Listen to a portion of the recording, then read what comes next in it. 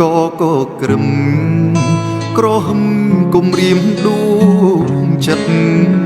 មេខ្មៅងងឹតរុនទាំងពូជ្រែកវេហាទីទួលទឹកលិចទួលអានុសាអានផ្លូវធ្លាប់ទៅសាលា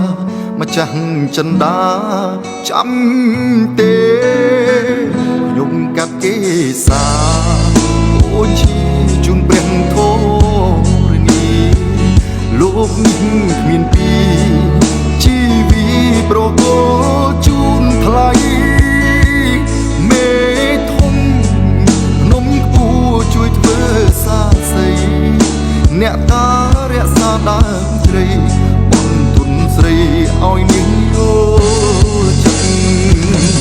ទឹកភ្លៀងហូរលីនឹងទឹកភ្នែកឲ្យខ្ញុំស្រណោពុនទេកាលរួមថ្នាក់រៀននឹងស្រី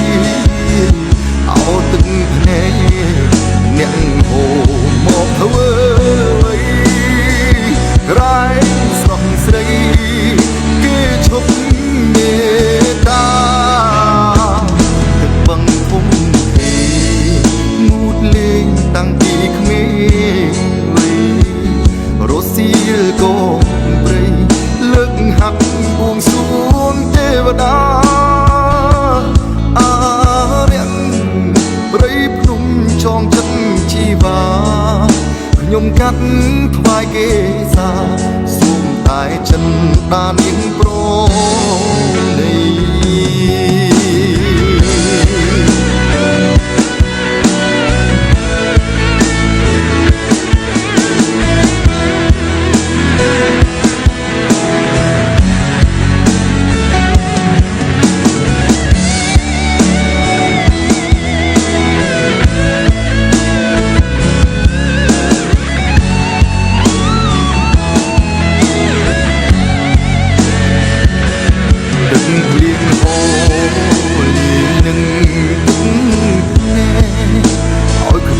ស្រណោពុនទេ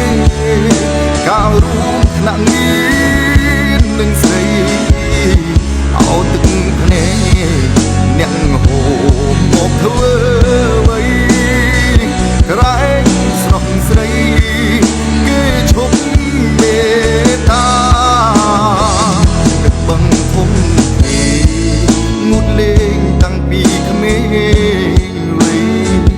រសៀលកងលើកហាត់បួងសួងទេវតាអារាំងព្រៃភ្នំចងចិត្តជីវ៉ាខ្ញុំកាត់ថ្វាយគេសាសូមតែចិត្តដានាងប្រ